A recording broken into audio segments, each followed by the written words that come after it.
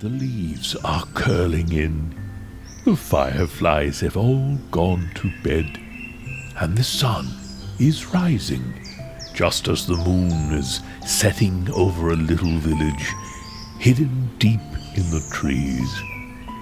In this gentle, magical place, the tiniest folk are just waking up and getting ready to start another day, except for one sleepy little gnome who likes to dream all day long.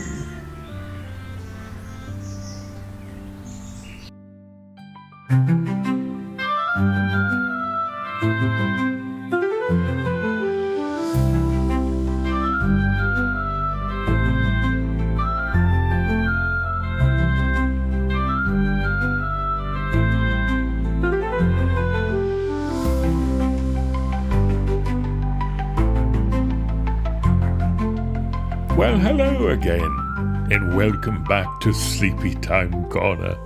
My name is Arthur Fezziwig, and I'm so glad you're here.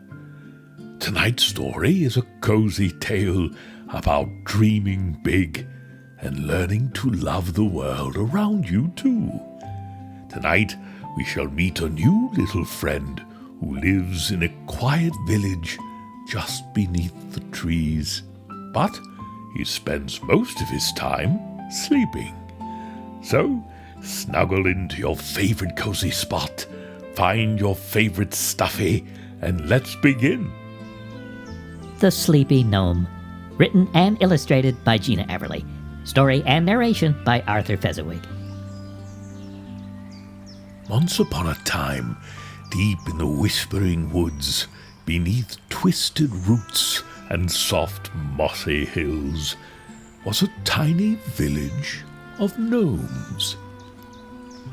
The gnomes were cheerful and busy, watering sunflower gardens, polishing mushroom roofs, mixing potions, and gathering berries. They loved to work, and they loved their home.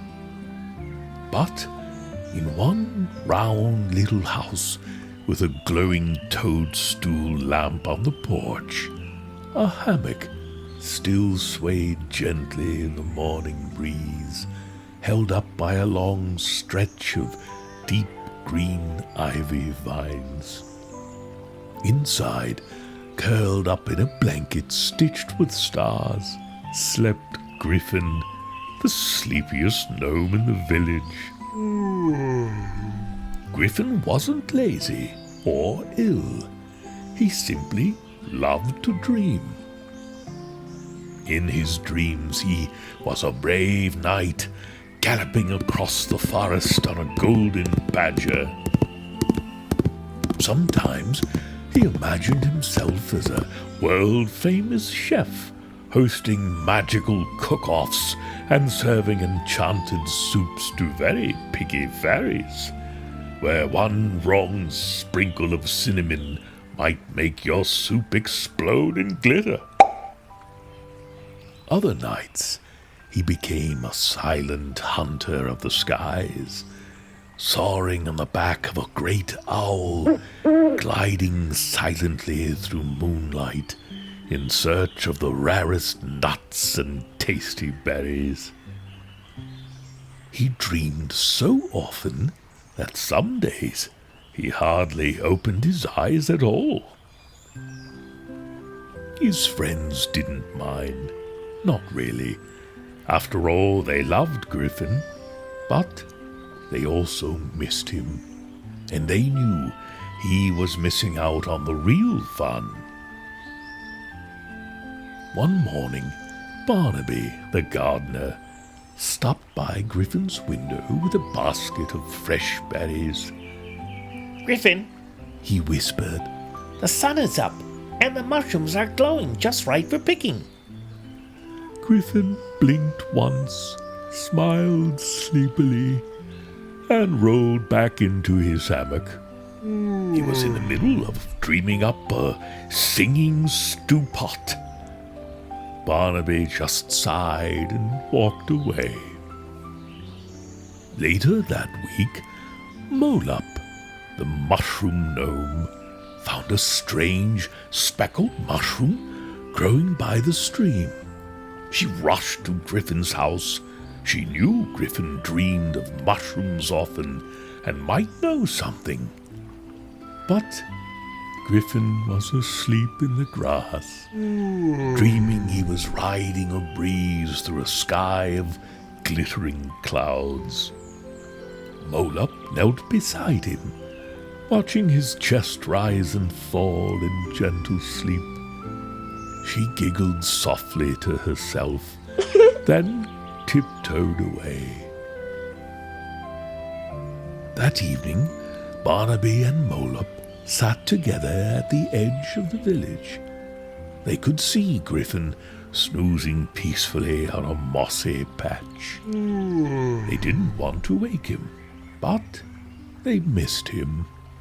So, the next day, they came back, with kindness in their eyes and berries in their hands. They sat by Griffin as the sun warmed the forest floor. Griffin, Barnaby said softly, your dreams are wonderful, but you're missing some lovely things happening right now, too. Molup smiled and nodded. There are adventures here, too. We'd love for you to share them with us. Griffin blinked slowly, his dreamy eyes catching the sunlight. He looked at his friends sitting so patiently.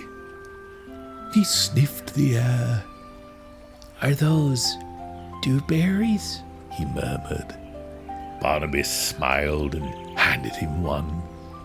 Griffin took a tiny bite, and his eyes popped open wide. Yum, he whispered. This is even better than the dream stew. They laughed, and so did Griffin. That day, for the first time in a long while, Griffin joined them. He picked berries with Barnaby, who made funny jokes about grumpy snails. He helped Molup inspect the spotted mushroom, making a wild guess that it was a toadstool that made you hiccup. Molup giggled until she hiccuped for real. Griffin wasn't fast or very helpful. Sometimes he paused mid-step to yawn, but he was smiling and wide awake. That night, Griffin returned to his hammock, but this time, instead of diving into dreams right away, he looked out the window at the moon. He thought about his friends Barnaby and Molup, the sweet berries, the funny mushroom, the laughter. Then, slowly, he closed his eyes. And in his dreams, the owl returned, this time with Barnaby and Molup riding beside him, soaring through the stars together. Griffin still dreams, of course. After all, dreams are where magic begins. But now, he doesn't miss the magic happening right in front of him, too. The end. And so, my friends, we are reminded once again of the words of a very wise old wizard, that it does not do well to dwell on dreams and forget to live.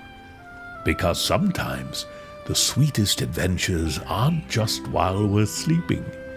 They're waiting for us right outside our window. Remember, believe in yourself, trust those who love you, and dream big. One day you may soar as high as the stars. Sleep well, my friend. Until we meet again, good night.